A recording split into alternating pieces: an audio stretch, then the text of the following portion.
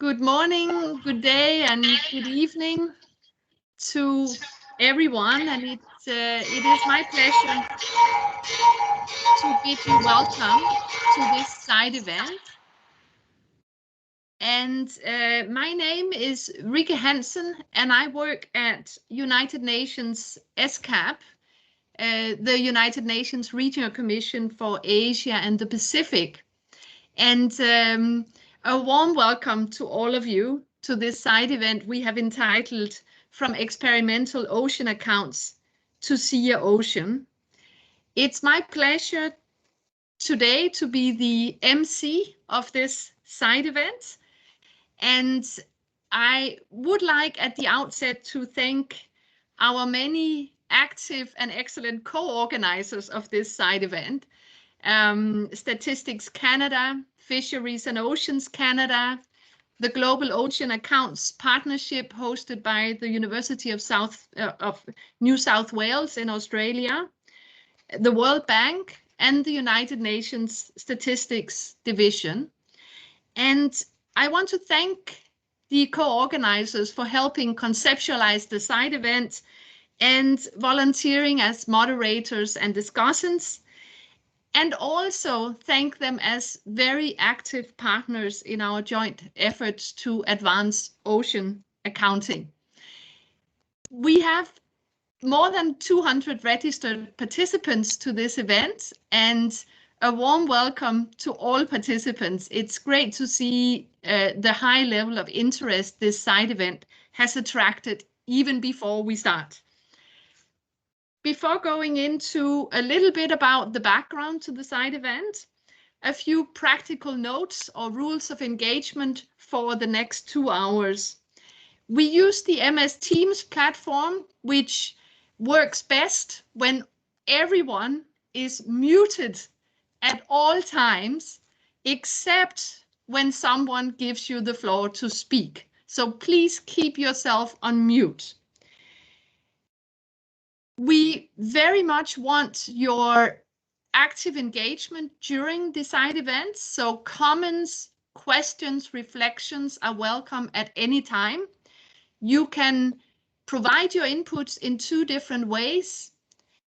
You can use the electronic hand raising function and wait until the moderator gives you the floor, or you can write your comments in the meeting chat box, and we will be following and monitoring that chat box throughout the event. So we'll pick up your questions or comments when there's room in the program to take care of them. So why do we have a side event on SEEA-Ocean? Well, very briefly, it's no secret that the health of the oceans are under threat. And at the same time, the oceans are also a vital source of livelihood for people around the globe. We do not have a globally agreed statistical framework for integrating ocean data into accounts. We do not have agreed measurements for a lot of the phenomena related to the oceans, for example, the ocean economy. So this is why the Statistical Commission has started considering this topic. And this year is the 2nd year in a row that the Statistical Commission will discuss matters related to ocean accounts. Last year in 2020, the Commission commended countries, in particular in the Asia-Pacific region, for piloting ocean accounts using technical guidance developed by the Global Ocean Accounts Partnership, one of our co-organizers of today. And the Commission also said, well, we think that these technical guidelines can serve as a good foundation for integrating ocean accounts in the revision of the SEEA Experimental Ecosystem Accounts, so the SEEA EEA. And this was a great encouragement, of course, for all of us who've been involved in it. So we got together and developed a proposal for how to advance SEEA-Ocean. And when I say we here, it was a joint undertaking by the Global Ocean Accounts Partnership, the World Bank, UNSD and ESCAP. And this is the proposal that's put to the Statistical Commission this year. The ambition is to have a working group developing SEEA-Ocean and present, probably not a final version, but to present something to the Statistical Commission in 2 years' time, in 2023. So this is where we are at now. There is still a lot of debate, a lot of open ends, a lot of decisions that need to be taken. And the side event today is really your chance to influence the future work in this space. We'll, of course, all get the chance to know a little bit more, but first and foremost, put your ideas on the table. There's lots of room still to influence this process.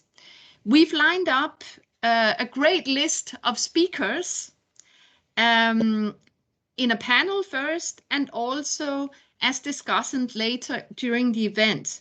And we'll be picking their brains, using their expertise, reflections to all of us be much more knowledgeable about the topic, but also to get some ideas for the further work. So the purpose here is to highlight the policy relevance and demand for ocean accounts, to discuss the importance of developing methodological guidance for ocean accounts, and to exchange ideas on how to advance SEEA-Ocean in the most efficient manner. So we, the co-organizers, very much look forward to benefiting from your comments, ideas, and advice. And with that, I wish us all 2 productive hours from now. And I will move straight into the first element of the program, which is a panel around the globe. We have excellent speakers representing more or less all continents of the world. And the moderator of this panel probably needs very little introduction to this audience. This is Alessandra Alfieri, the chief of the Economic Environment Accounts section of UNSD. And we all know Alessandra as a great motivator and whip and organizer of anything that relates to SEEA, both the central framework and the ecosystem accounting component. So Alessandra, over to you for the next 60 minutes or so. Please, you have the floor. Thank you. Thank you very much, Rike, for this comprehensive overview of the rationale of the event, and also where we are and where we want to go with the development of an SEEA-Ocean.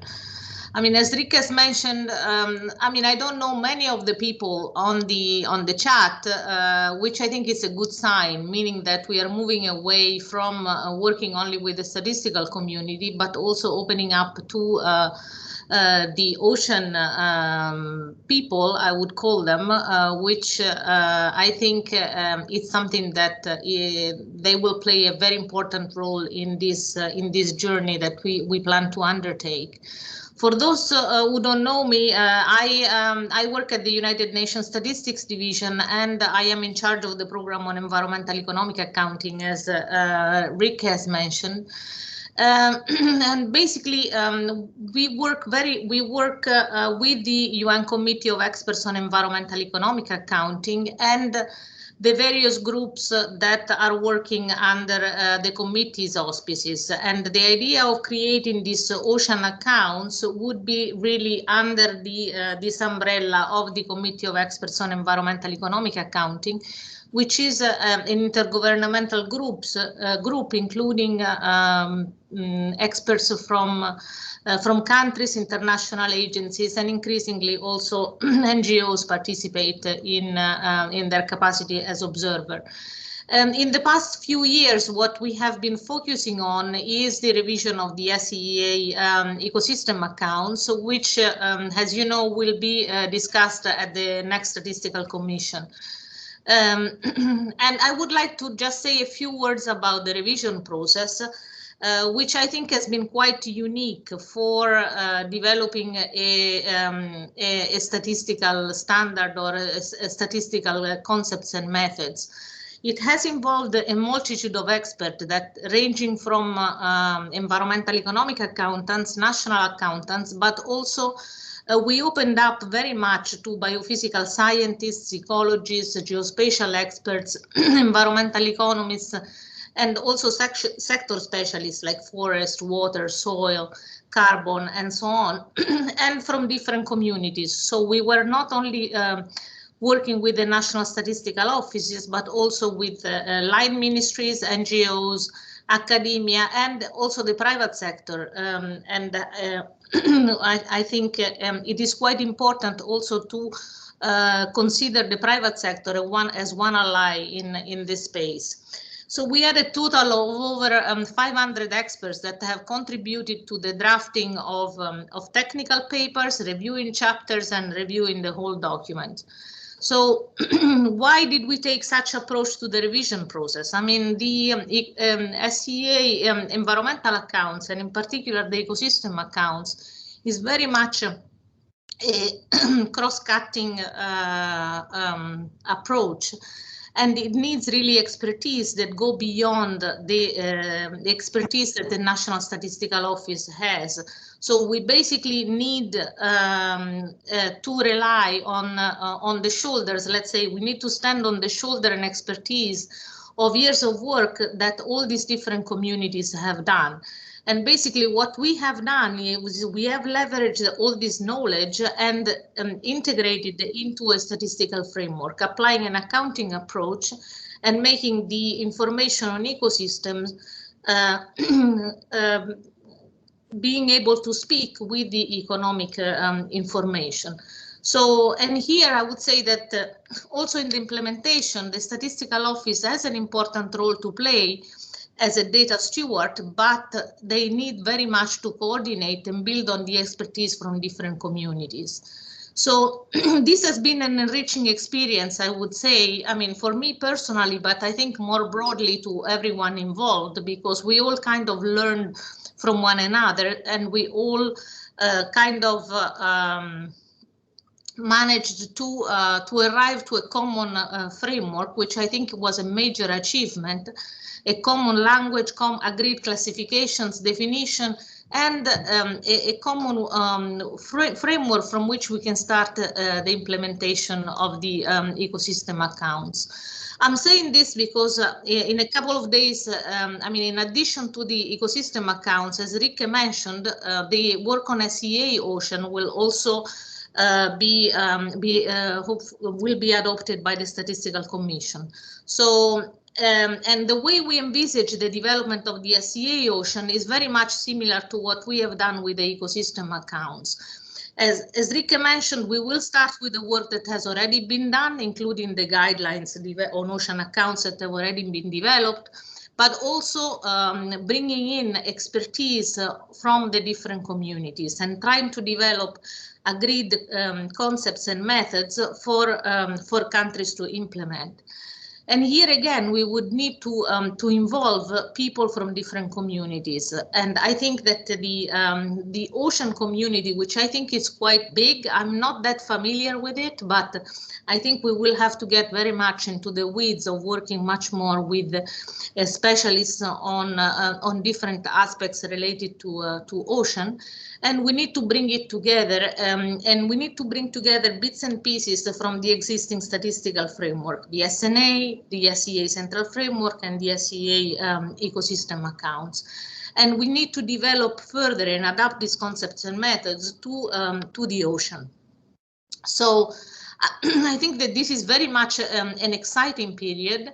There is a lot of demand for this type of information, and that the SEEA-Ocean can generate, and there is a lot of enthusiasm, I think, from the different communities to work together towards a common framework. I think there is kind of a demand for having a house where to put all this information and making it integrated using accounting concepts and definition.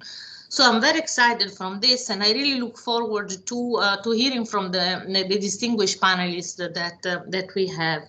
So I would like to introduce them first, and then the way the panel is going to work is that each panelist will have, let's say, will introduce 3 main points that they would like to make, and then I will just we'll start with the questions.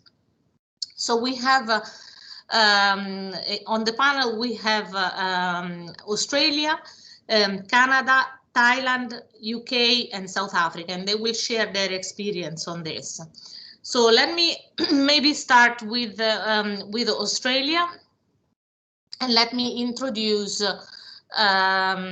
Ms. Crystal Bradley. She is Assistant Director of the Environmental Economic Accounts and International Partnership for Nature. She has been a policy advisor for with over 20 years of experience in governments and dealing with environment portfolio. She has a background in environmental science and law, and experience in environmental economic accounts, forest and biodiversity policy. She's currently reading the Australian Ocean Accounts Development Program, including the Ocean Accounts commitments under the High-Level Panel for Sustainable Ocean Economy and Regional Capacity Building. So maybe if you can share, we have prepared a PowerPoint presentation where we have put the speaker's main point. So Ing, if you can share the slides and maybe go to the Australia. Crystal, over to you. Thank you, Alessandra, and thanks for the opportunity to join the discussion today. So my first point here is about imperfect data and the need for ongoing data inputs. And I'll just use some examples from our recent experience in Australia doing some pilot accounts. As part of Australia's implementation of the National Strategy and Action Plan for Environmental Economic Accounting, my team commissioned an ocean ecosystem accounting pilot for the Geograph Marine Park off Western Australia.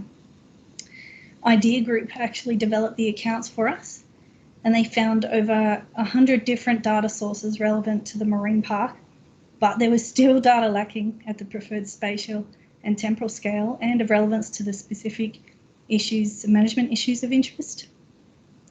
So this impacted the types of accounts that could be developed and also the confidence in the key extent and condition accounts because of the degree of modelling required to fill the data gaps. But despite all this, we had quite clear objectives for the accounts, and actually those objectives did not require high levels of precision. It was quite easy to start seeking perfection unnecessarily.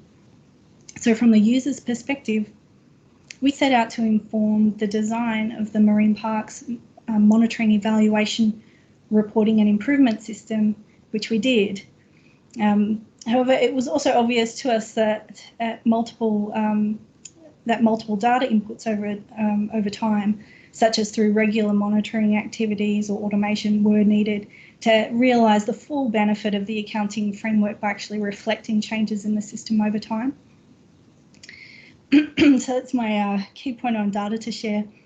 The next is our experience around communicating the value of accounts. So Idea Group did an excellent job in providing the pilot results in a really interesting and visually appealing way. And they did this while also providing detailed context of the marine park management issues, but without going so far as to providing an opinion on how that information should be used to change management or policy. So this important delineation really de-risked the accounting pilot for the user. But the context also demonstrated relevance and usability and resulted in a lot of interest from other areas in seeking similar accounting work for their programs. And this was all made possible by a co-design approach we went through with Parks Australia through the entire account development and product development process, which was brokered by my team. And it was quite resource intensive, but very much worthwhile. And then my final point here is about the conditions required for scaling up account development activity. I think conceptually the case for why accounting is important is been well made by now.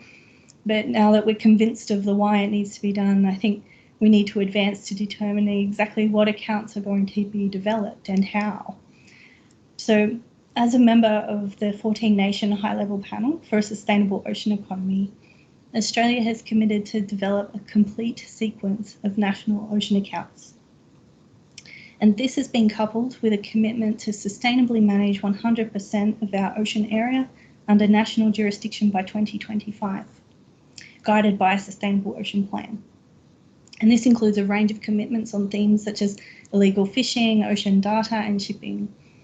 So enabled by data enhancements and the further development of ocean accounting guidance, this coupling of commitments positions Australia and other like-minded nations to develop a fulsome set of national ocean accounts that directly support ocean policy objectives. So there are my key takeaways. Thanks very much, Alessandra. Happy to take any questions. Thank you very much, Crystal. I think that basically you are saying that let not the perfect be the enemy of the good, just do it. Start with the data that you have, and then it becomes kind of a cycle that the more there is the demand, the more you will generate data. And I think that also having this commitment already stated that to compile ocean accounts, I think it's quite an important push also for us to develop this ocean accounts methodology. Thank you very much. I would like also to remind what Rike said, that if you have any comments or any questions for any of the speakers, to please put them in the chat box. We'll move to the next speaker, which is Canada, Caroline Cahill. Who is the Director of Statistics Canada of Environment and Energy Statistics Division. She has been working on environment statistics and accounts for a long time, and I mean, I know her very well. And she's responsible also for the energy program at Statistics Canada, and has contributed to the new Canadian Centre for Energy Information. Before joining Statistics Canada, she was the policy advisor of the National Roundtable on the Environment and the Economy. Caroline, over to you. Ing, if you can share the slides. Thank you. Thank you so much, Alessandra, and it's just wonderful to be able to speak to everybody today. If I want to start by saying that the reason we have something to discuss with regards to ocean accounts is because of the great work of François Soulard and Jessica Andrews, who have been working on a pilot. They are here today. And we'll correct any mistakes I made and answer the hard questions if there are any. So my first point is that, yeah, Canada has the longest coastline in the world. We depend on the ocean for so many economic and ecosystem goods and services, and they are incredibly interrelated.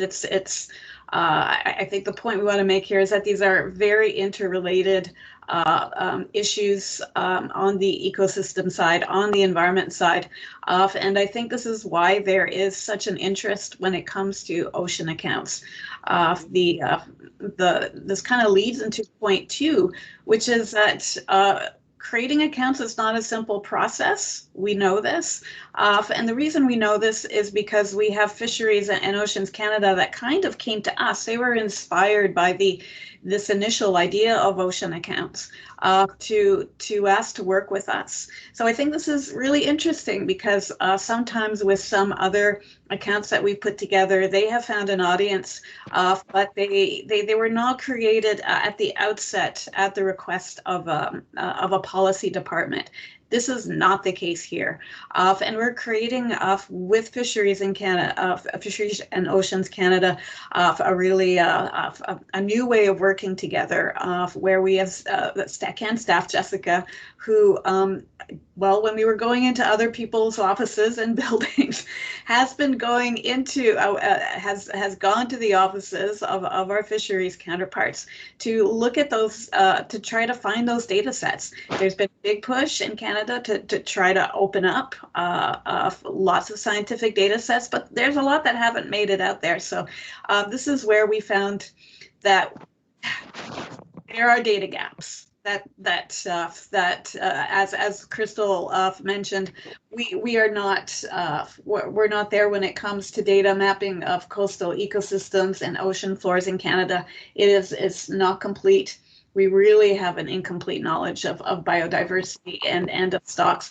So we are missing some really important data.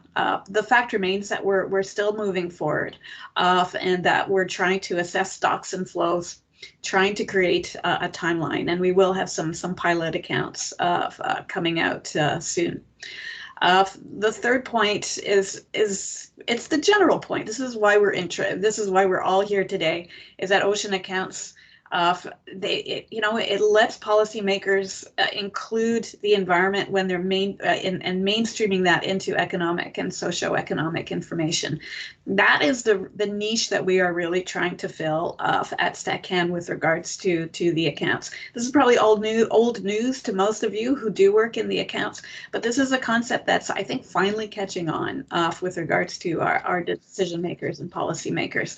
And again, Fisheries and Oceans Canada were one of the first to be really interested. They were the ones who wanted to start looking at the communities, of the socioeconomic components of communities that are dependent on fishing, for instance, and trying to make that link to ecosystems. So again, this is more partner driven than other processes, but it's also not easy because of the data the data situation that we mentioned, but very, very worthwhile. I think that's that's the big overview. Thank you, Caroline. Yeah, similar messages here again. There are challenges of data, but it is important to try to put them together and integrate and use the accounts also to estimate some of the missing data. Thank you.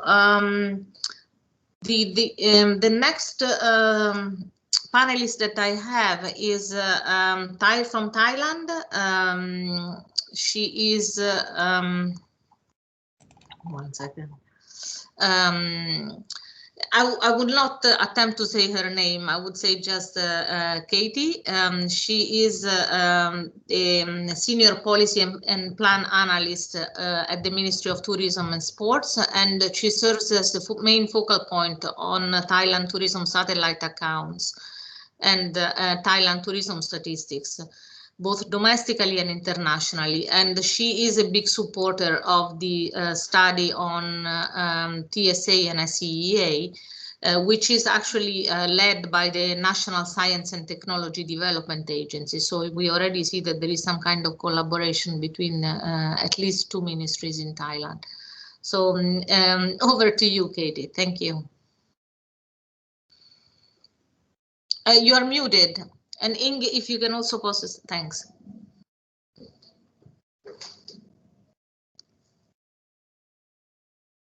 Katie?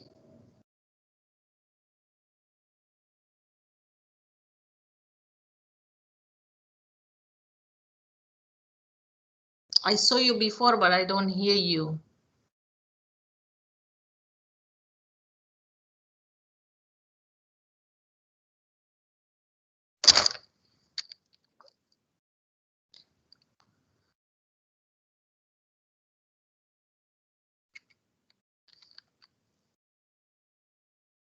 Maybe we'll we'll move to the next speaker until hopefully Katie sorts out what the problem is, and I'll move on to Phil from the UK, Phil James, who is a marine specialist now with DEFRA and with long experience in academia and national government on marine fisheries, and in particular focusing on the Pacific. He has spent 4 years in the Pacific community, and also has worked in the West Indies. He has a PhD in environmental economics and is also a affiliate faculty at the University of Hawaii, specializing in tropical fisheries. Phil, over to you. Thanks, Alessandra. And great to see so many friendly faces again. I think much the same. Haven't seen anyone since the Sydney event, so brilliant. I'm not an account specialist, as was said, but I'm an accounts enthusiast, I think it's fair to say, via my marine economist expertise. So I'm going to talk at perhaps a little bit of a higher level, my reflections, and I thought it would be useful to put my remarks in the context of the Dasgupta review of the economics of biodiversity and the findings of Professor Dasgupta in his review. It's just been published. It's 500 pages long. If anyone fancies a little bit of light reading, there is an abridged version, of course. What he demonstrates is there's been a massive expansion of our economic wealth. We all know that. But coupled alongside that, there's been a dramatic and sustained decline in biodiversity. Professor Dasgupta puts this down to fundamentally institutional failure, a failure of institutions to take account of nature, to consider human activity separate to nature. And this is where our accounts approach can help us understand how we are part of nature rather than separate from nature. And he calls for an inclusive wealth measure, which equates produced human and natural capital with each other, and they are not substitutable. And he calls for a portfolio approach to the management of our assets. And I think this portfolio approach to our management of our assets is absolutely critical to our ocean accounts, to our environmental economic accounts. And this review offers an opportunity as a hook. And that's going to be a number of my present points. It's about how do we hook the ocean accounts into something that decision makers are interested in. So how do we gain traction?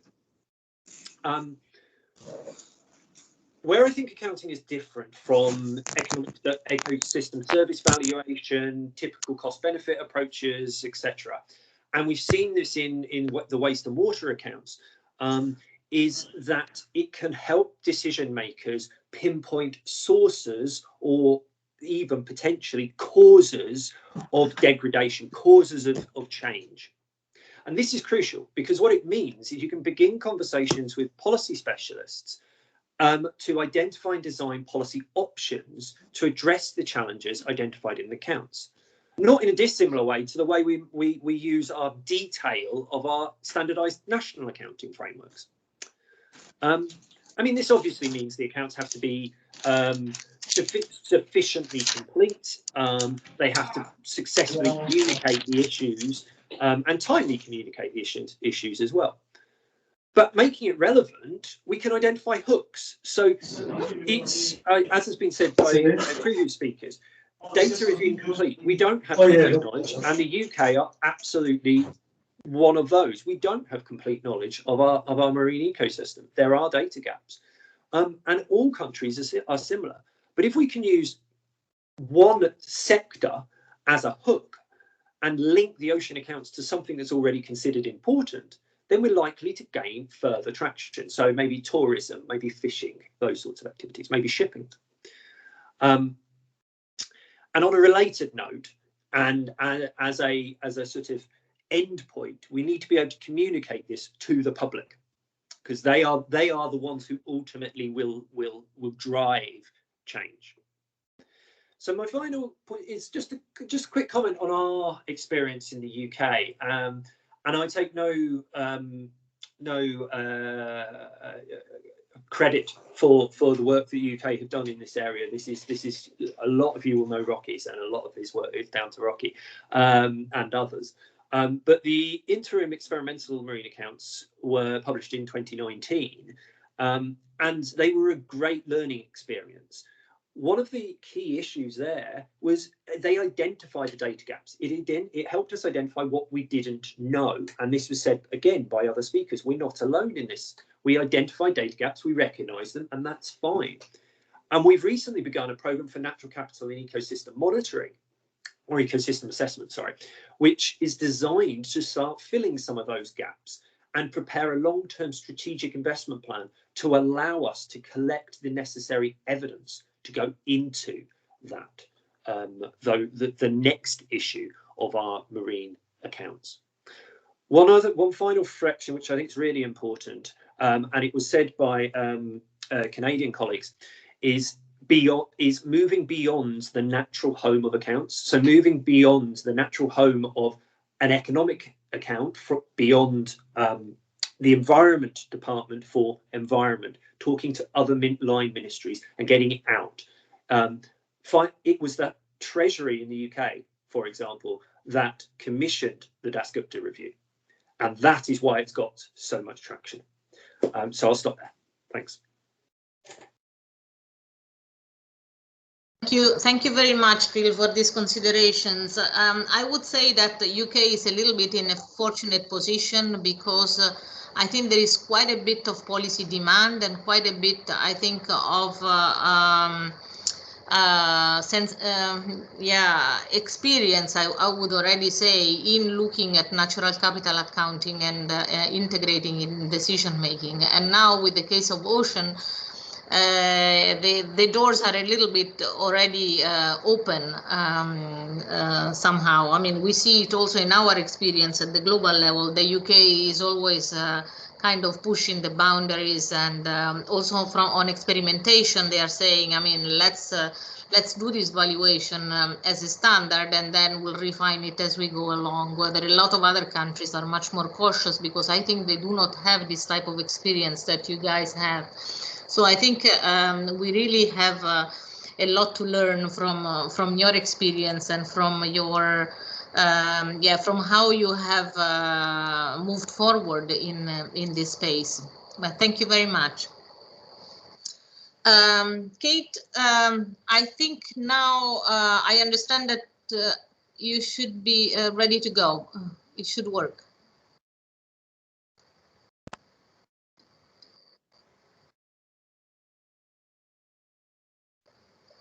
No, I think you are unmuted, but we cannot hear you.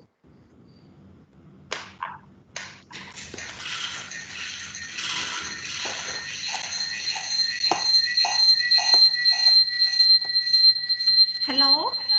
Yes, I think maybe if you can to another computer, okay? Okay, then it should work now. Perfect. Good evening from Thailand. I'm Katie, Senior Policy and Plan Analyst from the Ministry of Tourism and Sports. It is the great honor for me to join this online meeting. And I think I just only one person from the tourism sector for the case of Thailand that I'm responsible for, not only for the policy formulation and implementation, but also the statistic compilation. Before express some keywords, give me a short brief about Thailand. Thailand started to produce tourism satellite account, or TSA, 7 years ago, which is used as Thailand standard tourism statistical framework and the main indicator for the economic measurement of tourism. Thailand also follows the UNWTO guideline, which is called TSA IMF 2008, and we developed annual TSA, which is cover all 10 sets of summary tables completely. Moreover, quarterly TSA and regional TSA has also produced. As you know well that tourism gains more money to the country. At the same time, tourism also can gradually destroy the environmental resources, or tourism can often cause environmental damage with risks like erosion, pollution, the loss of natural habitats, and forest fires. And reefs and other natural tourist attractions can suffer permanent damage. Actually, 3 years ago, that at the first time I heard about TSA and SEEA account from the meeting in Manila. Luckily that I got support from my supervisor to produce the TSA and SEEA project in Thailand. We tried to calculate and evaluate the tourism green GDP as well. It was tough and difficult to do so because we had a big problem about data availability and data integration. We also follow the UN WTO framework about TSA and SEEA account. It is the statistical framework to evaluate the sustainability of tourism sector. Thailand also comply already for standard accounts, including water, solid waste, energy, and greenhouse gas. Regarding to express 43 points to convey some message from my study and my experience. The first one is about sustainable tourism. It's the tourism that takes full account of its current and future economic and environmental impacts, addressing the needs of visitors, the industry, the environment, and host communities. Even though at the present we face the COVID-19 situation and impacts, the economic impact has been severe and has led already to widespread job losses in Thailand, affecting middle-class households and the poor. And we have to focus on solving internal economic problem as an urgent issue. However, I can see the times of the opportunities. Because of the COVID-19 spreading out, we locked down in various areas, especially the tourist attraction, like the islands, the sea, the beaches, the coastal. But we found that the COVID-19 has brought about several effects on improvement of the environment and climate, positive effects on the recovery of natural ecosystem. And due to the movement restriction and a significant slowdown of social and economic activities, air quality has improved with a reduction in water pollution. Reefs are getting better. Ocean aquatic animals also increase, and it provides time for many tourist destinations to recover.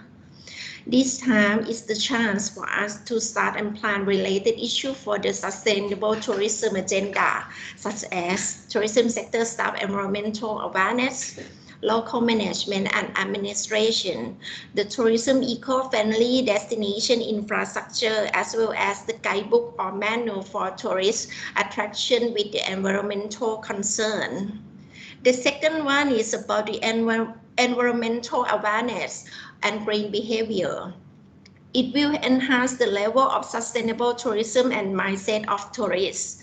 Actually, Thai government is trying to balance the need for economic growth with environmental preservation. For example, the Department of National Parks charge the entrance fee to national parks, which will help the authority bring to control the number of tourists, to control the number of ferries, to control the number of boats visiting to the tourist island, as well as they can allocate that fees to the local government in order to improve the quality of environment, restore and protect the local ecosystem.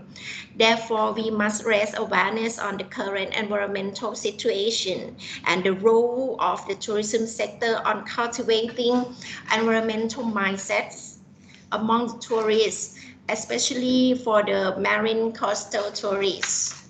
And the last one is quite important.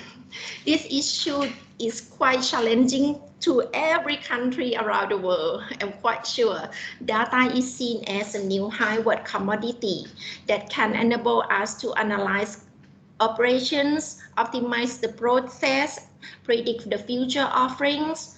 Public sector have a huge amount of data, but they collect data for their own use only. For example, like my agency, we have only a tourism data, but we don't have any data about social or environment. When we produce our TSA and SEEA account, it is quite hard to find out the exact data that we want. Of course, that we prefer the real-time data or the most updated data, but we got only the outdated historical data. Moreover, for lack of standardization, most government data today exists in thousands of different formats and resides in hundreds of systems and versions. This situation makes the data almost impossible to find and hard to use it.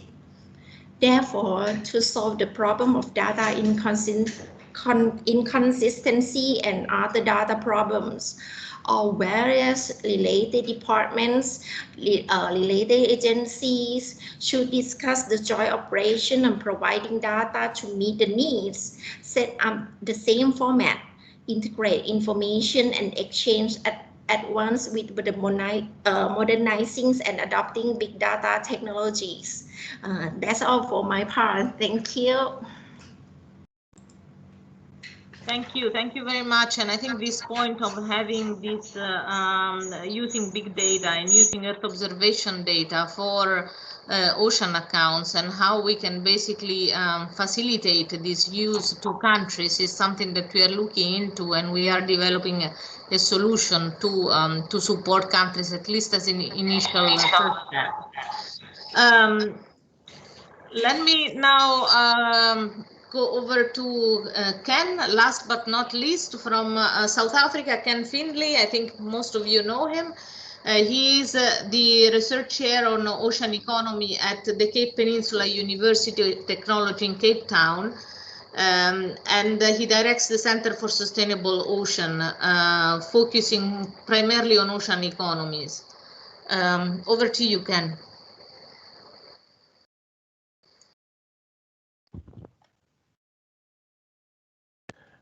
Thank you, Chair. Good morning, good afternoon, good evening, all. As Phil started out with, I'm not an accounts specialist. I'm a biologist and a marine scientist by background, but in doing so, I think I bring a slightly different view to the oceans accounts arena. I'm going to be looking at oceans accounts through an African lens rather than a South African view in particular. And like elsewhere in the world, oceans economies in many of the 38 coastal of Africa's 54 sovereign states are expanding. These expansions due to resource needs of increasing populations, as well as technological advances increasing ocean access.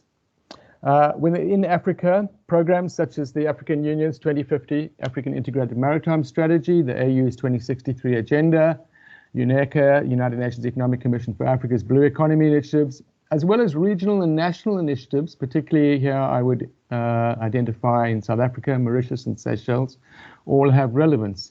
The other important aspect that I think we need not forget here is the relevance of inland water systems in Africa, as identified within the African Integrated Maritime Strategy Blue Economy arena. So I think we're all aware that informed decision-making for ocean resource use, be they decisions on strategic, regulatory, management, or financial matters, require standard, structured, and comparable approaches to integrate economic, and here I want to also identify social, particularly important in Africa, and environmental data into adaptive policy cycles. And I think we're also very aware that oceans accounts, through such integration and standardization, allow for the power of often discrete data sets. As mentioned by previous speakers, these data sets are often spread across different authorities, departments, and they can be considerably boosted by standardization in their value to decision makers. The value of oceans economies are often required in ocean decision making. I think we're aware of that. And I look here towards marine spatial planning and the trade-offs required in marine spatial planning. And often within African cases, these are done on economic basis only, estimated ocean contribution to GDP by particular sectors or value chains. And I think we're all aware of the flaws in this approach, including the lack of inclusivity, social equity, etc., and sustainability metrics, varying by nation, sectoral inclusion and disaggregation from terrestrial economies, and the exclusion of non-market values. And I think the advantage of Oceans accounts can assist in addressing information needs in resource production and mobilization, as in means, well-being and the distribution of income in terms of inclusivity, and opportunities for sustainability in terms of ocean wealth, natural capital uptake within two economies, and the extent and condition of underlying systems and the anthropogenic impacts on such systems, which can be addressed through such frameworks. I think it's particularly important, and within Africa, to look at this in the context of changing oceans, changing ocean resource uses, and the changing manners in which we measure, and monitor ocean research.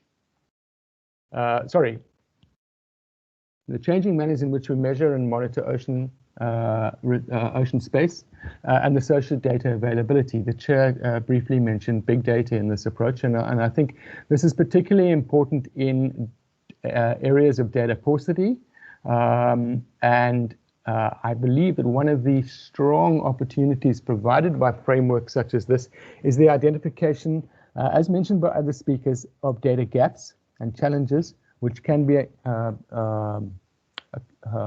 somewhat met by oceans accounting development. As we've noted, there are considerable oceans economy expansions and interests across many African coastal nations and regions. What I do want to put forward, and what I really want to express, is that Africa is currently relatively underrepresented in the oceans accounting dialogue.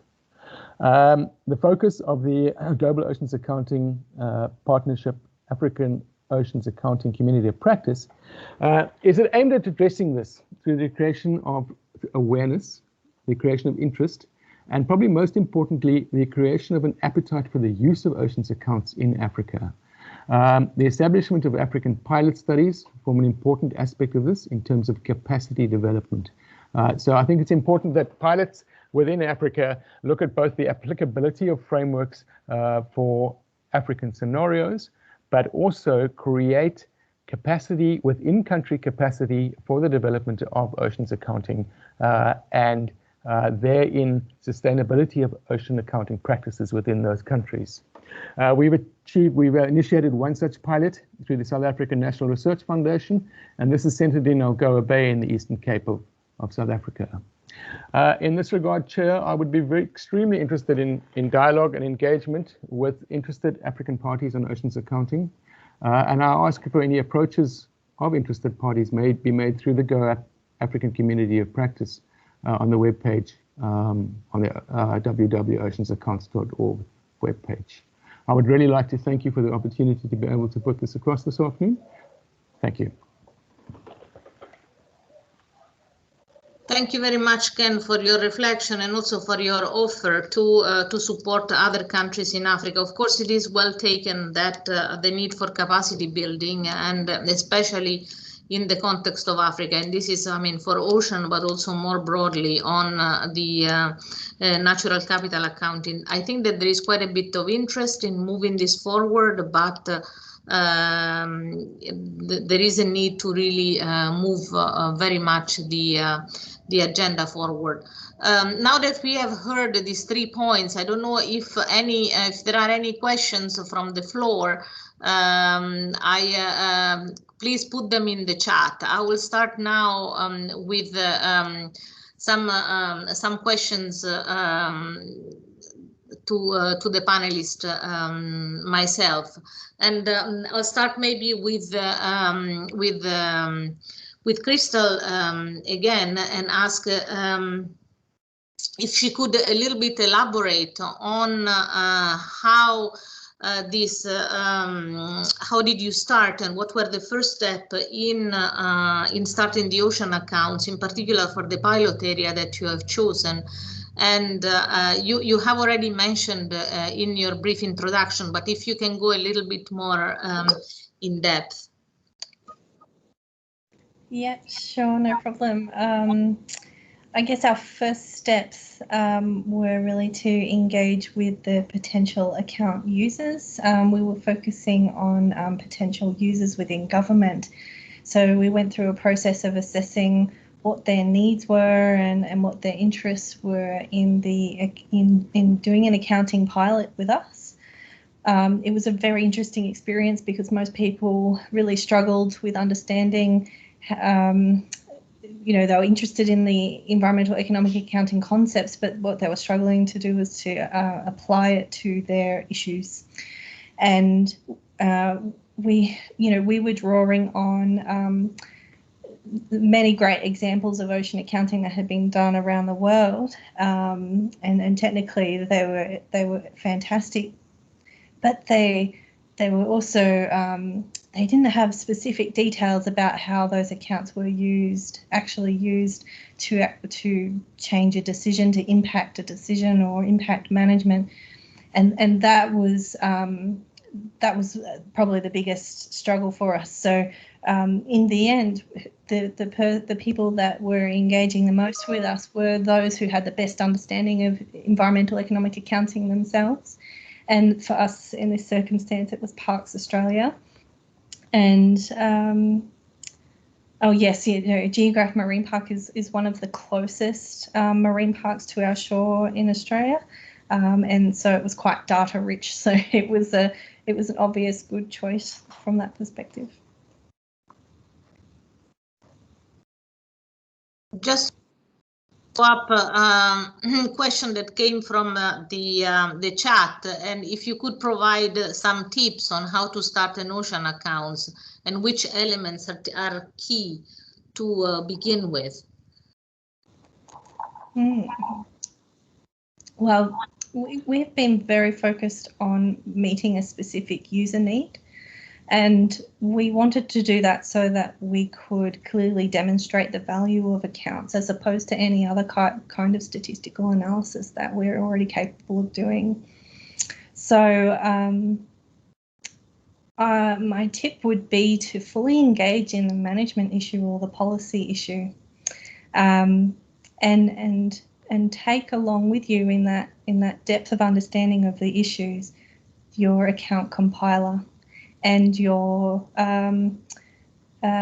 person responsible for searching for the relevant data, because it's in that richness and understanding of the issues where you're finding the solutions in both account design and in efficiencies, I guess, actually in identifying relevant or irrelevant data, because there is a lot out there.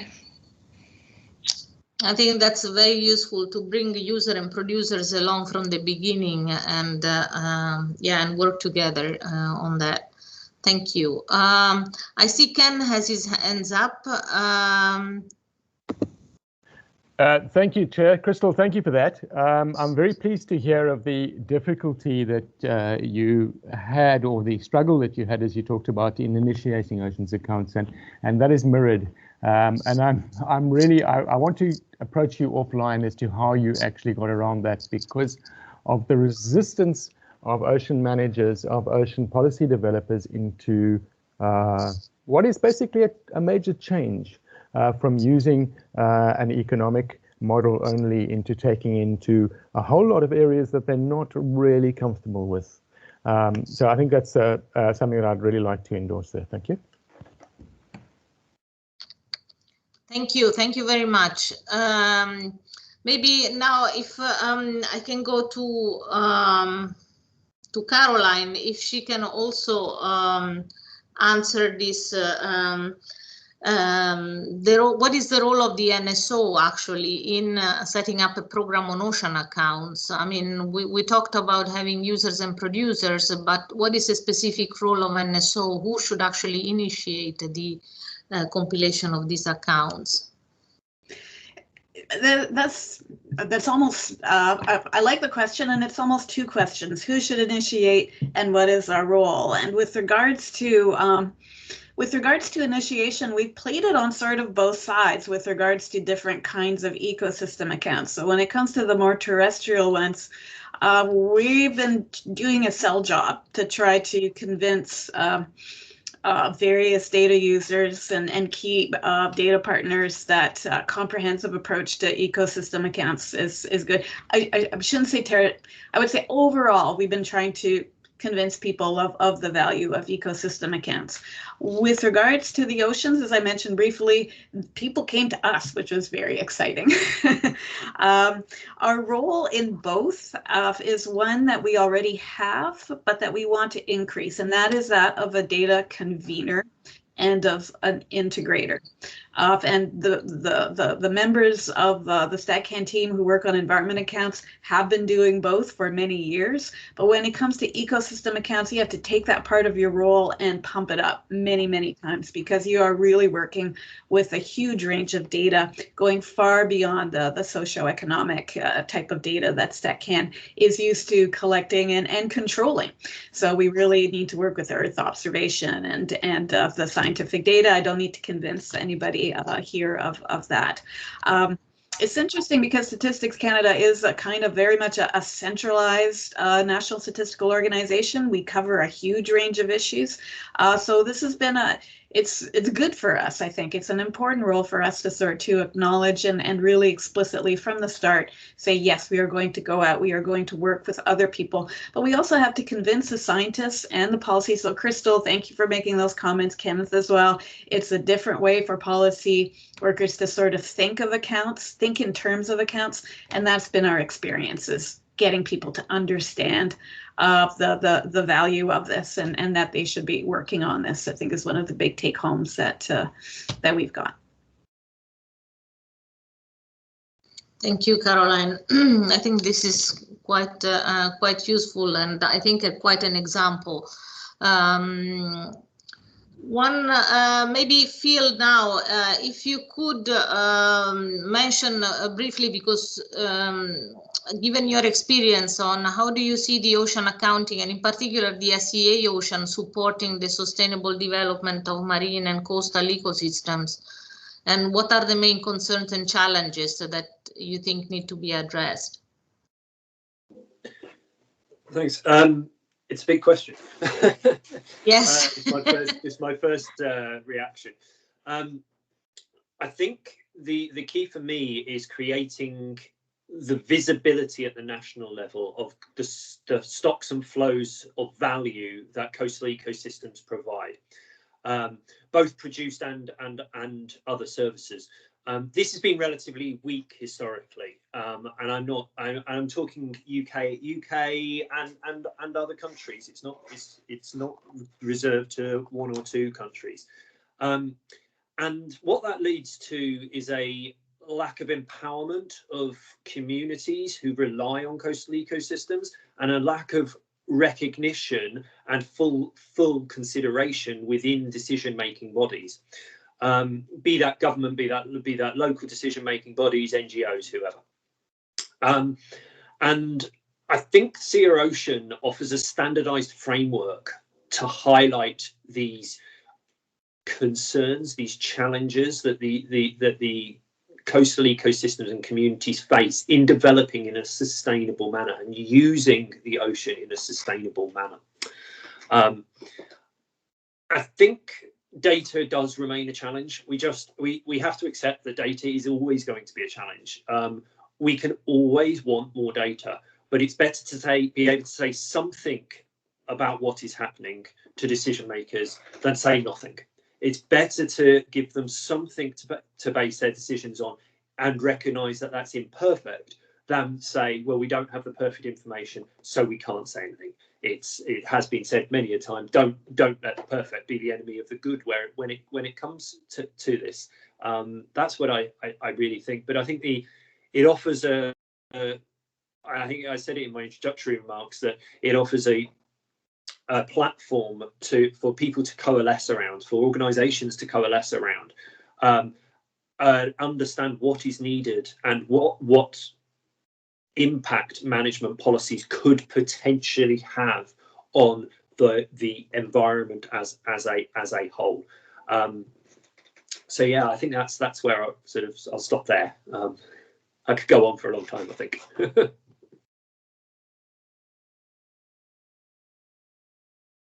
You're on mute, Chair. It is very much an important message, especially for the statisticians that are on this call, that they have to get a little bit out of their comfort zone and get the data out, even if they want to label experimental or whatever that is. But rather than saying we don't feel it that they are good enough to be put on the table. But the more they're put on the table, the more the discussion is generated and the demand and eventually the funding that comes with it. No, thank you for this reflection, Phil. Maybe now with Katie, just a question that I have. If you, I mean, and this came out also on the chat, what advice would you give to a country that wants to start in considering embarking on a pilot account? It happened to you a little bit, I feel, more like by chance, more than by design, and then it kind of continued, right? Do you hear me? Okay. For this question, I would like to confirm that ocean accounts will be benefit for your country, not only for the short-term benefit, but also long-term advantage in order to be the guideline and the data resources supporting for your operational policy. Ocean account, as you know well, that is very big account which link to various activities that benefit from the sea, the marine, and the coastal. Actually, Thailand already started with the regional TSA and SEEA account, which reflects some resource based on resources that tourism may consume in the southern part of Thailand, conducted by National Science Technology Development Agency. And then my agency started to comply TSA and SEEA account in terms of the whole country. Tourism may be just only one part from the whole activities that be benefit from the marine and coastal areas, but it can reflect or point out or indicate specific areas where there are issues related to the natural resources and the environment, so that the central and regional policy government can be aware and recognize the problems, and they can plan how to eliminate or analyze to solve those problems and how it can be resumed sustainably in the future. By the way, the most important that I would like to advise, please firstly discover and explore the context and available and appropriate of your country data for ocean account. Then try to motivate and convince your highest supervisor or decision maker to reach the awareness and appreciate the importance of environmental issues. And after that, the strategy, the funding, the budget, the manpower, etc. will come and support your ocean account immediately. For me, as the UN-WTO focal point of Thailand, and Thailand also one of the pilot countries, would like strongly support everyone to start your own country ocean account. They are still demanded to know what is the next for our world and next for our environmental resources in the future. I believe that the SEEA and ocean account will be an important indicator and tools to show the situation and result from economic activity that involve the impact of our resource. It will be expected to be developed more comprehensive and appropriate within this changing situation and context in the future. That's all.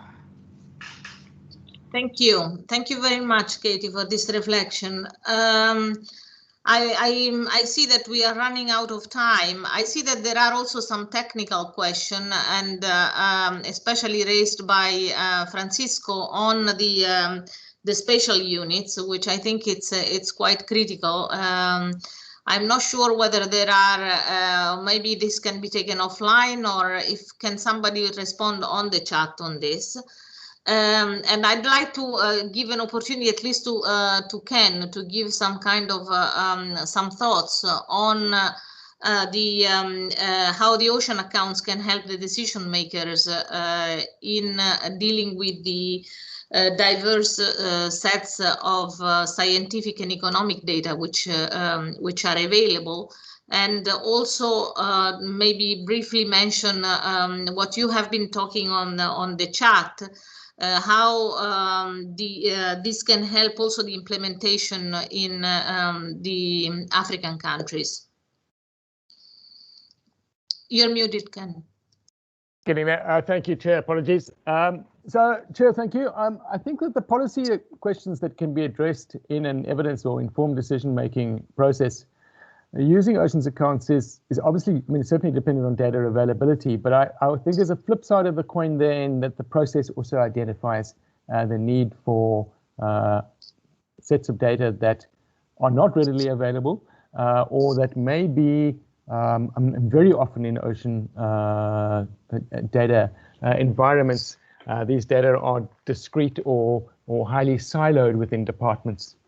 And I think it's important that we unpack the data referred to in this question into components of the framework, and particularly in terms of which parts of the Oceans Accounts framework we're looking at with respect to economic data and economic sciences, social data and social sciences, as well as I think an absolute, I think we're awash with ocean environmental data in natural sciences, the biophysical or even phenology data. And the role of big data, particularly remote sense data, etc., I think is going to be incredibly important in that data paucity, that lack of data environment. Really important in this process is, well, underpinning this process, I believe, is basically the segues of flows from one account component to another to integrate the approaches. So I think it's really important that while it's not necessarily to take on the holistic oceans accounts framework at one go, it's important that what's done within any of the subsystems, be they in marine ecosystem accounts or in natural capital accounts, etc., talk to each other to allow the segues of flows between those subsystems. So I think that's a really important aspect of that. And then just regarding the how oceans accounts can really facilitate implementation, I would go as far as to say that the integrated and really standardized approach offered by oceans accounts to include inclusivity and sustainability it goes far beyond, obviously, the ocean contribution to GDP metrics alone. And here I look at, for example, at marine spatial planning, which is often used as a management tool within oceans economies. And I think particularly in an African situation, it's really important to go beyond just economic input into the trade-off analyses that are required within marine spatial planning. Within the African arena, I also think that a lot of the oceans accounts expansions or advancements are relatively new, and so that we can position oceans accounting, what I'm going to say, almost from the beginning, ab initio, or from the ground floor. And I think that's an important aspect, is that if we can get in the door when these expansions are starting, when these countries are starting to advance oceans economies in their country, I think that's an important area. So yeah, with respect, there have been some questions about regional basis, and then here we start running into kind of trans-boundary accounts and things across countries or across regions. And I would just like to reiterate that standardized and consistent approach allows comparability and integration of what's being done in a trans-boundary nature. Thank you. No, thank you. I think that this is very helpful. That basically, I mean, I see that the ocean accounts are also some kind of transformational in the sense that they provide a platform where we can bring different users and producers together and and try to develop a common agenda. So this is a kind of a transformational approach of the accounting system. I have run over time, so I have been really a bad moderator. I pass it on to, but I think a lot of the questions that came out in the chat can be addressed in the last session because they relate very much on what next and how do we move this forward. So I pass it on to Rike again. But thank you very much to all the panelists and to all that contributed to these discussions. Good, thank you. Thank you so much, Alessandra, and thank you to all the panelists.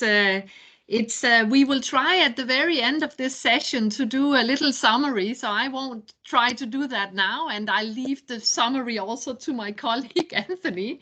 Indeed, as Alessandra mentioned, it's time to get a little bit more into the proposal on the table for development of SEEA-Ocean and start reflecting on what's next. And a number of your questions in the chat box has raised some of these important issues: funding, other resources, capacity. How do we convince governments? How do we convince countries? What's the role of the United Nations, etc.?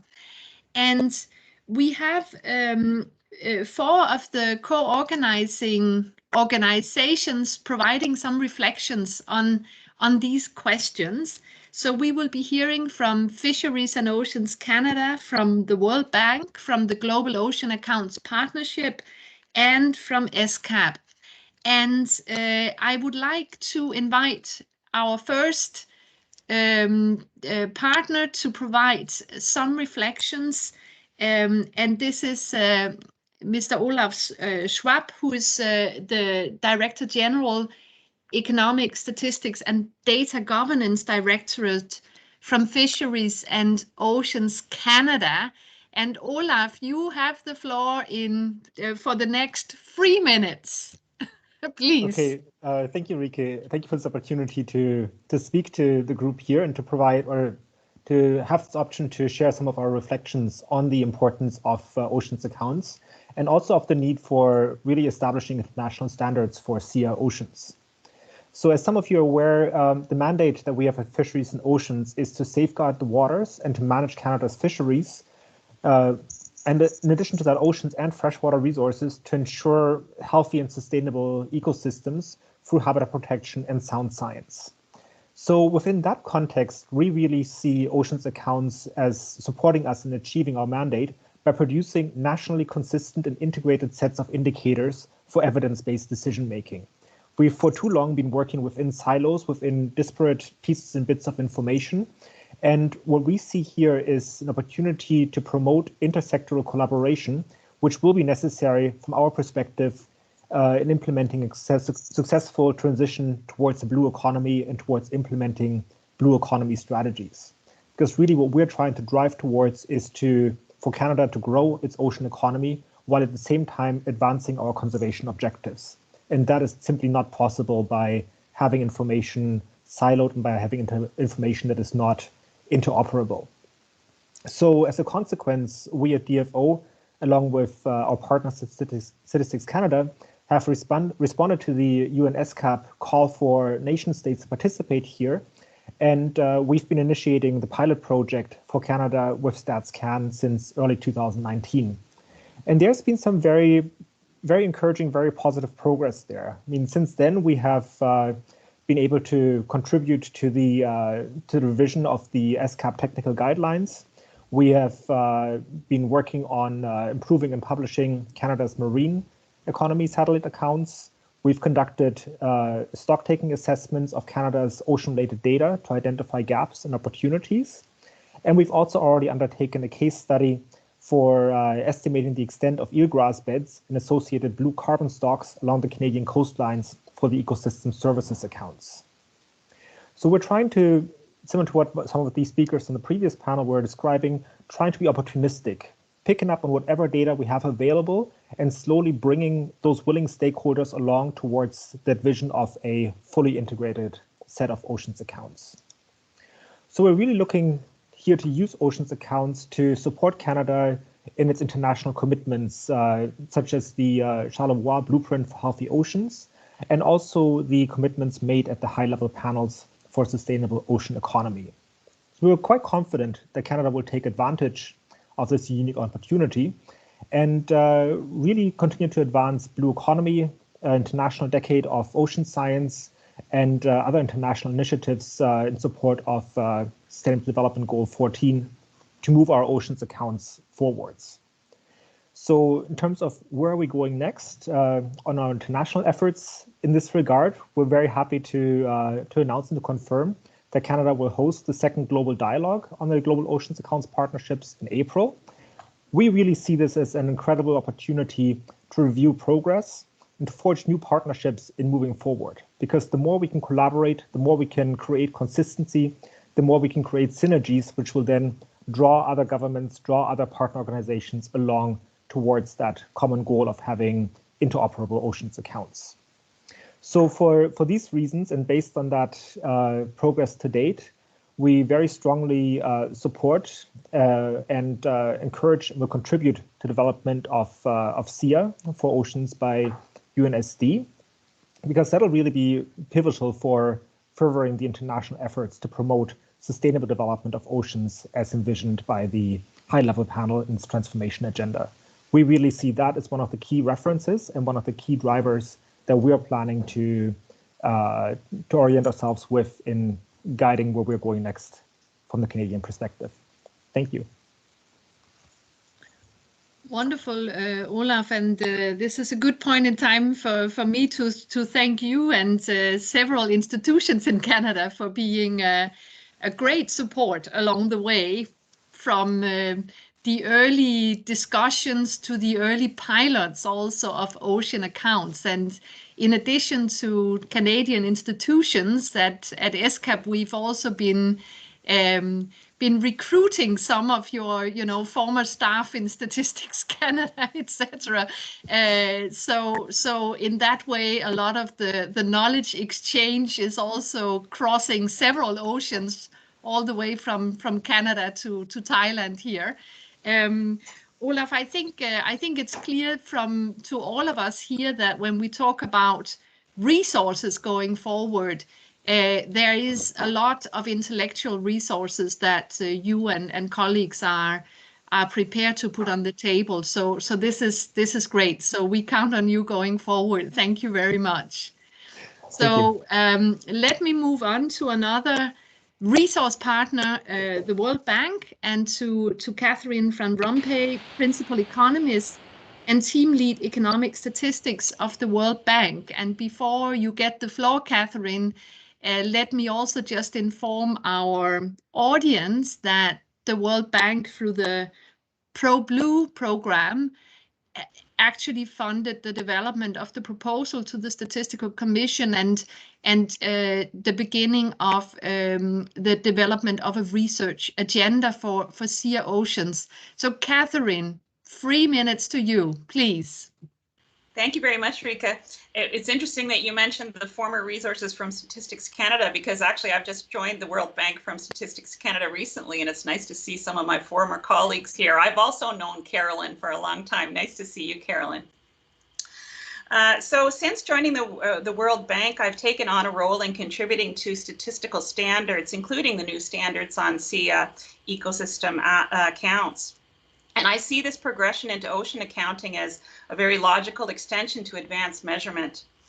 So the World Bank, as Rika has mentioned, has been championing the blue economy agenda, finding solutions and providing the analytical work for governments to create an enabling environment for the integrated and sustainable development of marine and coastal resources in healthy oceans. This work is supported by ProBlue, a multi-donor trust fund housed within the World Bank. Natural capital accounting is a key component of this effort to compile and disseminate consistent and comparable economic information on marine and coastal environments to inform public policy decision-making for sustainable development. It enables assessment of the viability of marine and coastal management plans, including marine spatial planning, and supports cost-benefit analysis that's linked to conventional frameworks for economic analysis, such as the system of national accounts. So while natural capital measurement in this area is still in its early stages, we aim to support governments in building the needed skills and experience to implement measures in support of their policy goals. So as has been mentioned, the World Bank has supported the Global Oceans Accounts Partnership, allowing us to collaborate with ESCAP and other partners in compiling technical guidance for compilers, data providers, and end users. And this work is very much in line with our ongoing broader initiatives in natural capital accounting. First, through our program on wealth accounting and the valuation of ecosystem services, or WAVES, and more recently through the global program on sustainability. Coastal ecosystem services have recently been integrated into natural capital measures in our flagship report, The Changing Wealth of Nations. And in keeping with these values, we're pleased to support the proposal to further develop and formalize measurement standards for SEEA-Ocean accounting, and we look forward to future involvement.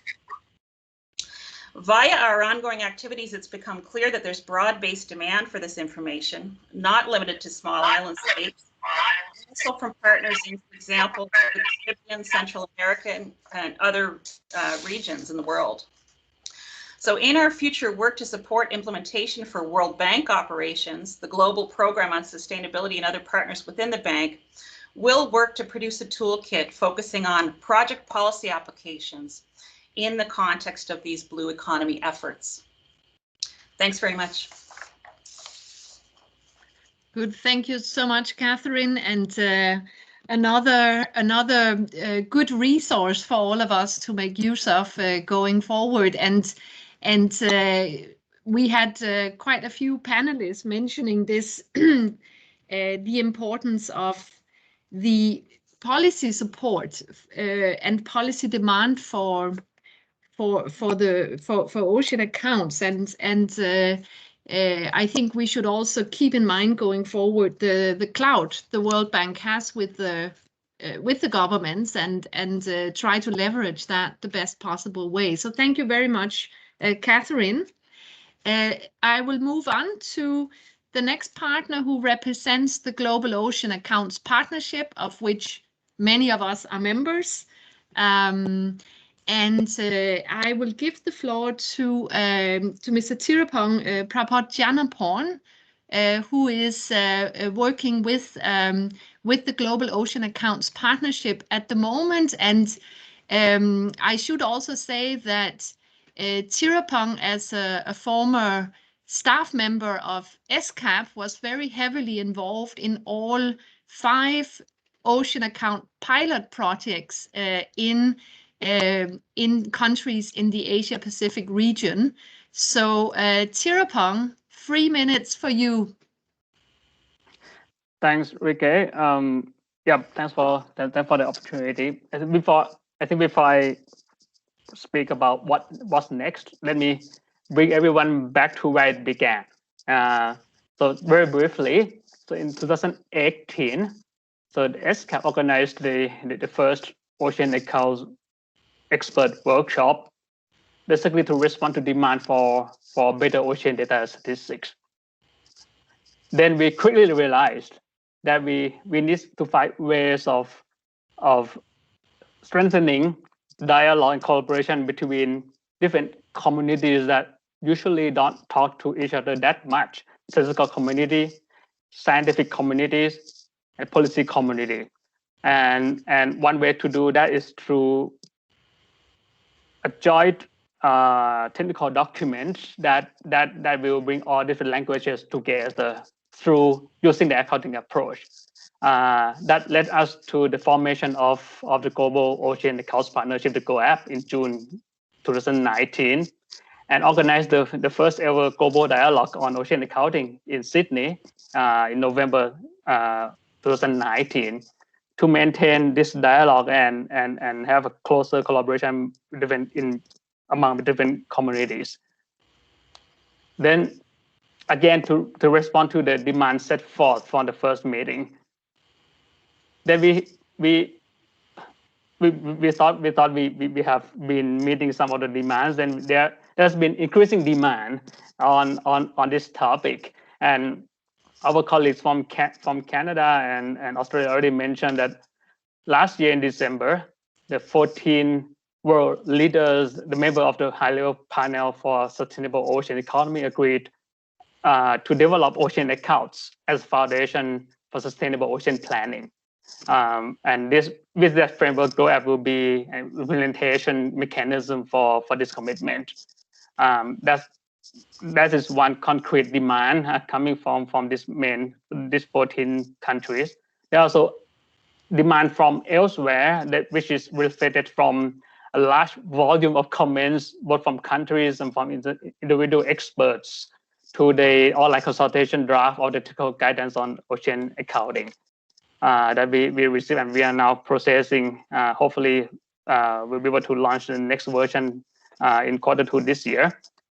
So what's next on this proposal? I think precisely to respond to these demands to have an internationally agreed statistical framework on ocean accounting, to set a platform or a venue for further collaboration among different communities for ocean management. I think we are progressing in the right direction through Statistical Commission, and the GOAP is always here to support further pilot studies that get mentioned with the policy community and the methodological development that in any way contribute to the SEEA-Ocean development process. So I'll stop here for now. Thanks. Okay, thank you very much, Thierry, for those reflections, and you took us back to some of the previous work as well. So I think it's a good point in time to just repeat what Olaf mentioned, namely that Canada is hosting the second Ocean Accounts Dialogue, and what we can make sure of from ESCAP's side is that everyone who's been participating in the side event today also receives the save the date notes and invitations to that second dialogue, because that will be a good opportunity for all of us to get our heads together again and discuss this topic further. So Thierry, thank you very much. Last but not least, I'll turn to my own colleague from ESCAP, Anthony. Anthony, are you there? I'm not seeing your picture. Hi there. Yes, Rika. Ah, good. Great. Good to see you, Anthony. So talking about different people having pasts in different organizations, you're one of them, but I'd leave it to yourself to outline this. Currently, Anthony is the regional advisor on environment statistics in ESCAP, and Anthony joined us just a few months ago and only a few weeks ago actually in Bangkok. So Anthony, 3 minutes for you, please. Thanks, Rita. Yes, I've been working on environmental economic accounting for a while now, it seems. Not as long as some of the others here, but I feel like back in 2013 or whatever. But anyway, the ESCAP work, I think, as Thierry summarized nicely, ESCAP really has been co-leading a lot of the work on the ocean accounting. And obviously, there's a big regional need in the ESCAP region because of the importance and the reliance on coastal and ocean resources in the region. And that's something that we're going to continue to do moving forward. And I think one of the things that has been learned is that, as noted in the discussion tonight, ground testing the concepts that are in the ecosystem accounting world and also being developed through the technical guidance through the ocean accounts has been key because it helps to learn what works and what doesn't work. Also, in the experience in the pilot countries, having a policy context for those who are out there considering the accounts seems to be quite important in terms of how to develop an initial version of the accounts and to bite off a little piece of it rather than trying to complete a full ocean account right out of the gate. The data are limited in many cases, which we obviously are aware of, but depends on the country situation. It might be either missing completely or collected on an ad hoc basis, which provides limited time series.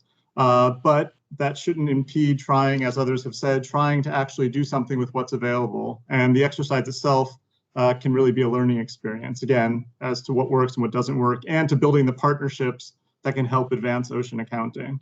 And I think moving forward, the ocean accounts really do, as others have said, provide a mechanism for regularizing the collection of data by countries nationally and then globally, well, regionally and then globally as well.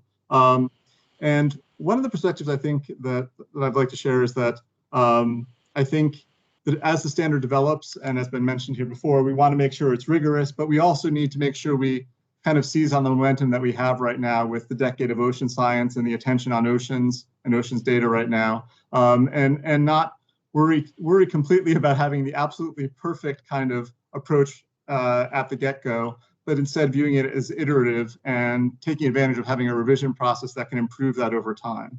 And the ongoing partnerships that we've developed will be important in moving forward the ocean accounts. And I think one of the really interesting things that Ken kind of mentioned, and I think hopefully we can take advantage of moving forward, is that big data have, in my view, not been used to their full extent quite yet. And I think oceans, in support of sustainable development goals generally, but I think oceans, because of their nature, might allow us for a great test case for how we can use big data to inform the development of the accounts and also the monitoring of the SDG 14. And just last but not least, I'd like to say, as now the regional advisor for environment statistics, I can say that ESCAP continues to be ready and available to assist folks who are out there and interested in capacity building related to these ocean accounts. Thanks, Rika.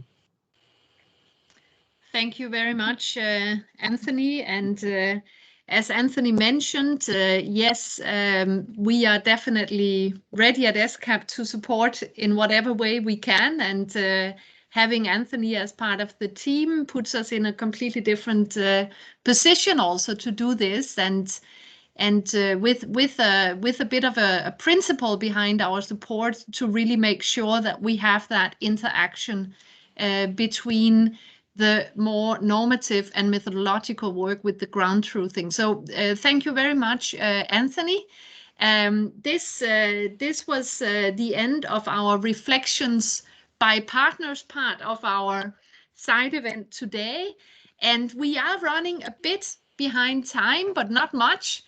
And we are now getting to the time we've set aside for a bit more of an open debate where we should hear from some of the other participants who've been listening in today, potentially pick up some of the questions that have not been answered.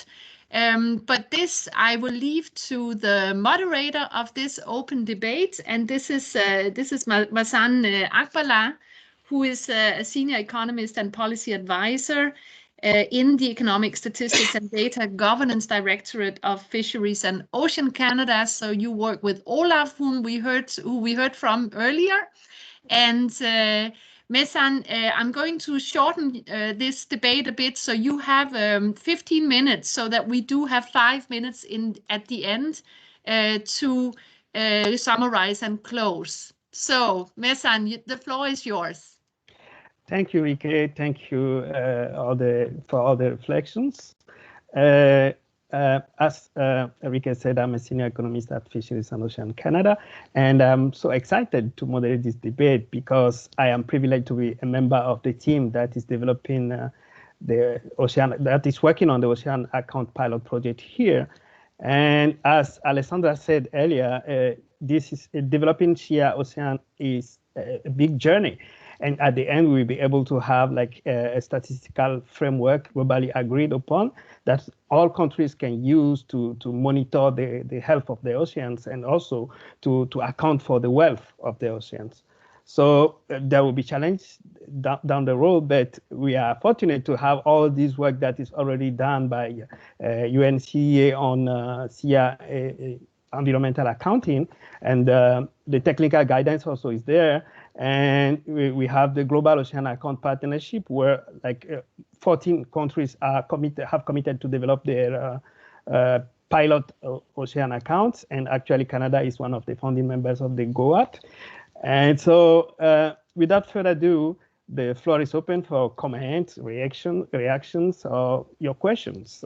So you can just raise hands electronically or use the chat box as you wish. You have the floor.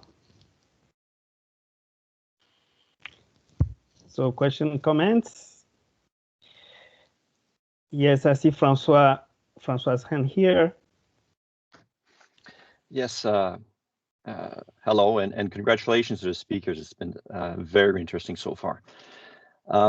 Ken and Philip and a few other speakers have mentioned the importance of economic accounts as well as ocean accounts. And I think it also needs to be recognized that there's a crucial link between the terrestrial base accounts, the land, water, ecosystem accounts, and ocean accounts, because oceans play an important role in modulating ecosystem assets and services on land, and land-based activities have a huge impact on oceans.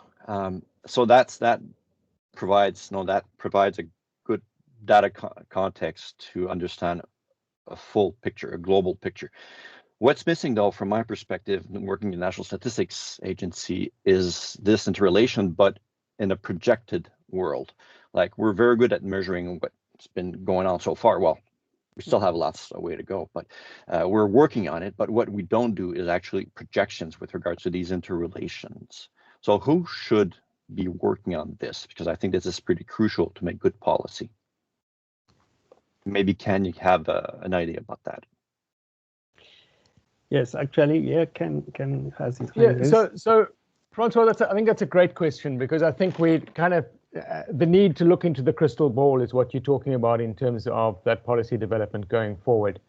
Part of that, I think, goes into what the technical document talks about in terms of risk accounts. And the need to possibly incorporate novel risk accounts into this framework in terms of the way that particularly I think of anthropogenic impact flows from economies, production, consumption, back within to ecosystems and the environment, their impacts on ecosystem services, and back up the chain as the supply of natural capital into economies. And I think some of that we can model going forward with risk modeling is a way that I would start thinking about that.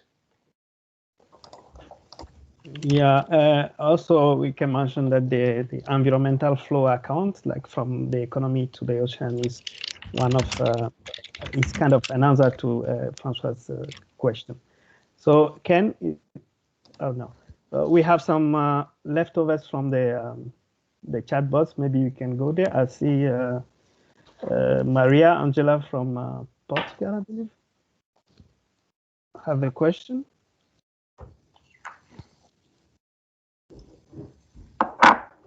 Is Maria there?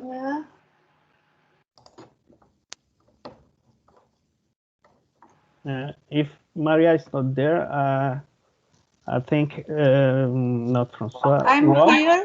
Sorry. Okay. So you can ask your question. Well, it's not a question. It's just to inform that in Portugal, where I am from, Statistics Portugal, we already have a satellite account for the ocean. We have a series from 2010 to 2016. It was a very interesting work to do, and it's completely articulated with national accounts. So now we will try to follow what is been happening with the ecosystem accountings for the ocean, but we think that is a task that it's not only for the statistical offices. It's a very broad task that will require the involvement of academia, many partners, because the volume of data that is necessary, it's very, very big. So we think also with the big data, maybe it's a good way to follow this, and we are willing to follow this international forums, and we thank you for this organization. Thank you so Thank much. you, Maria, for sharing your experience with us. I think Rob also have a question in the chat box.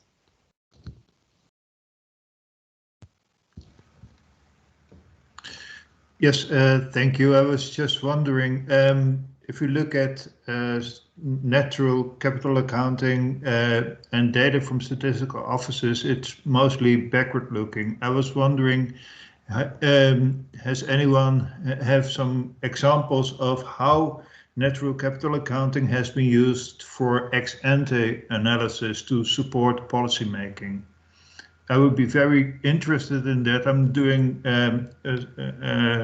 natural capital accounting for the marine environment in the Netherlands, and at the same time, and maybe Philip James has told you that we're also working on it at the OSPAR level, which is the Northeast Atlantic Ocean, where we are trying to build up a natural capital accounting system based on all kinds of publicly available data. For Europe, we have the European Maritime Strategy Framework Directive, where we already have lots of information on the condition of the ecosystem, so we can use that information. We use statistical office data from Eurostat and maybe combine that and see whatever we can do. And another question I had previously was in the chat was, what should we do now? Should we try to have the first building blocks of a natural capital accounting system, let's say the ecosystem type accounting, first being very good? Or should we, just to illustrate what it can do, build the entire natural capital accounting framework, set up and show what it looks like, show what the type of analysis that you could do with such a system to more or less try to get some appetite in investing more time, more money, and knowing also where the most important things are that you have to invest a little bit more time and money on. So those are two questions. Thank you. Thank you so much for sharing all these initiatives with us. I think Alessandra has her hand raised. Well, just to respond to the questions of Rob, I think that, that it's quite interesting, and also the role of the National Statistical Offices in developing scenario analysis. We are currently we have developed guidelines on using the SEEA for scenario analysis, in particular the ecosystem accounts. I mean, this is still kind of a, I would say, work in progress, but it basically builds on existing experience. So I'll be happy to share it with the participants. It is in its final draft, and I think, I mean, we are in the countries that we are working with, we see that there is some resistance from the statistical offices to work on scenario analysis. But regardless of whether the statistical offices will actually publish the results of the scenario analysis, I think it is quite important that they are engaged in the process and in providing the data. Then it could, the scenario analysis could be published by another ministry, Ministry of Environment or Ministry of Finance. But this idea, I think, of changing the mindset, especially in people working in the environment space is quite important, because I think in the economic space there is quite a normal practice to do scenario analysis using national accounts data, but I think we need to change it for the environment space, especially because we are looking at the integration economy and environment and looking at how we can bring this together into developing the scenario analysis moving forward. And in terms of what is the best strategy, should we just develop the full set of accounts and show what we can do with it, or do we develop it in pieces? And I mean, I think what's happening, at least in ecosystem accounts, if I can kind of use lessons learned from there, there are some countries that are more advanced than others, like the Netherlands and the UK, who have developed basically, I would say, full sets of accounts. And then basically they are used as an example, as a kind of what countries should follow. So I think it is useful to have a couple of countries that are more advanced to share their experience and what they have learned, and what has proved useful. And then, I mean, the other countries will follow. But it has to be, for some of the countries, it has to be a kind of on an incremental basis, because I mean, we cannot expect that a country starting from nothing starts to develop the full set of accounts. So the modular approach, which is actually linked to the policy priorities, it is, I think, quite important. So, and I think, Rob, I would encourage you to get in touch with the CBS, and I mean, you can send me an email and I can put you in contact with them, with the Statistical Office of the Netherlands, which is quite advanced in that space. Thank you, Alexandra. I see Kenneth's hands up. Is it a leftover or? Thank you, Mason. It goes to my question. We've heard a couple of references to the decade, and I'm wondering what the current initiatives are in relation to oceans accounting in the decade as an action, just in terms of creating awareness, in terms of actually putting oceans accounts out there. I think the decade provides us with a really good platform, and I'm wondering if there are any initiatives in this regard.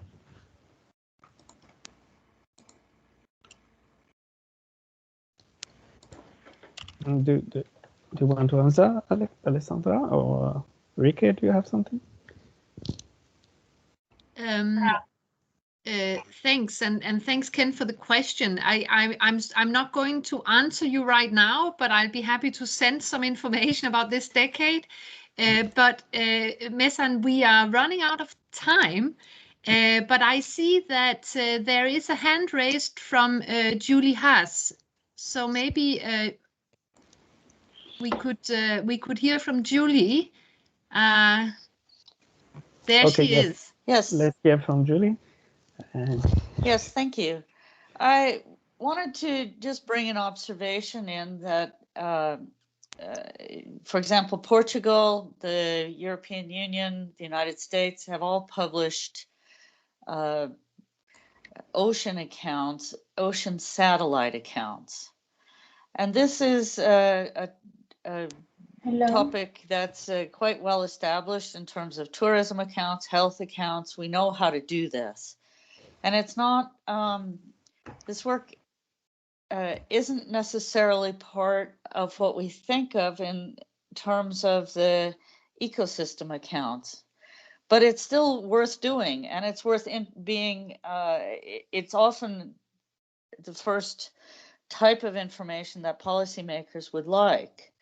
And then we can take that as a first step into then doing more ecosystem types of accounts related to oceans.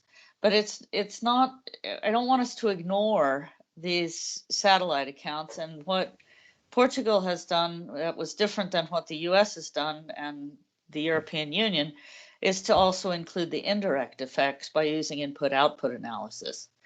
And so I thought that was very interesting from Portugal. So this was just an observation, and I don't want us to ignore the standard work of development of satellite accounts that we know how to do based on the SNA work. Thank you. Thank you, Julie. Very interesting discussion, but we are running out of time, as Rike said. So maybe we can continue through that, the Global Ocean Account Partnership meeting in April. So over to you, Rike. Okay, well, thank you very much, Mesan, and thanks to everyone for your reflections and questions. It's been very, very interesting, and as you may have noticed by now, I've just dotted out responsibilities throughout the session, and I'll continue to the very end to do that by asking my colleague Anthony to provide a brief summary and a closing to the side event today. So Anthony, you have the floor, please. Thanks, Rike. Yes, and I will try to summarize here. There's been a lot of great things noted. So apologies if I don't hit on all of the points. If there's no offense meant to anyone that your point was not valid. But I think I tried to summarize here. I think, you know, as Rike started the meeting off, she was talking about moving this forward in terms of the policy relevance, the methodological guidance development, and how to advance that. And I think we've actually hit on a lot of those things based on the panel discussions and the feedback from the attendees. One of the things related to policy relevance that seems to have jumped out is that clear objectives and a specific user need are helpful to start formulating the scope of an initial accounts development. And as part of that, high-level commitment can help facilitate ocean accounts by enabling cooperation across ministries who might not normally necessarily be readily cooperating with one another. And it also can encourage people to think differently about what their job responsibilities are, right? Think outside the box a bit. Related to what Julie just mentioned, there's also a need to hook, in a way, decision makers on the accounts. And what is the relevance of what they can do? And maybe these ocean satellite accounts are a way of getting them interested to start off with, and then moving into the ecosystem aspect of things. Another way of possibly hooking them that's come up, or getting people interested, is to talk about how these accounts may be able to facilitate analysis of trade-offs to be used in marine spatial planning, which a lot of countries are obviously have as part of their agendas already.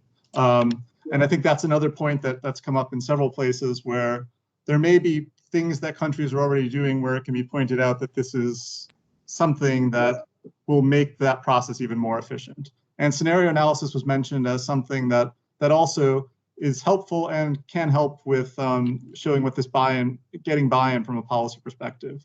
In terms of the methodological guidance, the technical guidance is up and available on the GoApp site, and it's undergone a consultation, so work is underway. There's a base to start from, and this collaborative effort that we have across the scientific disciplines and across international organizations is continuing and ongoing, and is going to be important to keep moving this forward. To think from social scientists to marine scientists to terrestrial scientists who are going to help us with that interface that Francois mentioned between the terrestrial and ocean space. And how to advance this, I think one of the challenges that's come up is our data limitations, and that they're a fact of life in the ocean space, although it varies depending on what specific data we're talking about. And the volume of data that are needed are extensive. Big data might help with getting around this data issue, but it likely will also not substitute for the needs of countries to invest in their statistical systems in terms of environmental monitoring, particularly as it relates to the terrestrial and coast interface, where big data might not have as significant a role to play as out in the more open ocean environment. The standardized formats will help with integrating data and making a complicated an analytical process less complicated, hopefully. And as Alessandra mentioned, and others have mentioned, a modular approach might be able to help advance the account. So doing a bit of something, and then not only does that help start to wrap your head around what can be done, but also it shows an example to policymakers, which can start to build buy-in in terms of why to keep moving further with that. Another important point that was mentioned was the globally uneven progress that there is related to ocean accounts, and that there's a need for more capacity building and to ensure more capacity building globally to move beyond countries that have have had longer experience in the space. The good news is that, as we've seen here, there's resources available from previous national experiences, as well as the work of international organizations that can help support making sure that we don't continue to have globally uneven progress related to ocean accounts. And I think one last point here, before we run out of time, I think projecting the relationships between terrestrial and coastal and ocean ecosystems is a really interesting item that I think will help show how we can link up, how these ocean accounts are not standalone, right? That the ecosystem accounts, extent and conditions accounts that maybe countries may be developing, and land accounts on a terrestrial basis are going to be able to be connected to the ocean accounts. So these all are not being done in a vacuum. And lastly, the second global dialogue is coming up, so more to come. Thanks, Rika. Okay, thank you so much, Anthony. And I see you giving me the last word here. So what's just left to say is a note of thanks again to all our very active co-organizers, to all the speakers. It's been fascinating. This is a complex topic, and the discussion could potentially take 50 different directions, what we can cover in 2 hours is definitely not everything, but I hope that it's given everyone the impression and information that there is a group of very dedicated partners, both nationally and internationally, who really want to push to advance ocean accounts. So more to come, and probably the next point in the calendar, except for the Statistical Commission itself, is the next global dialogue on ocean accounts in April. So with that, I wish you all a good day, a good afternoon, a good night. It's been a pleasure, and hopefully see you soon again. Bye-bye. Everybody, thank you. Thank you. Bye.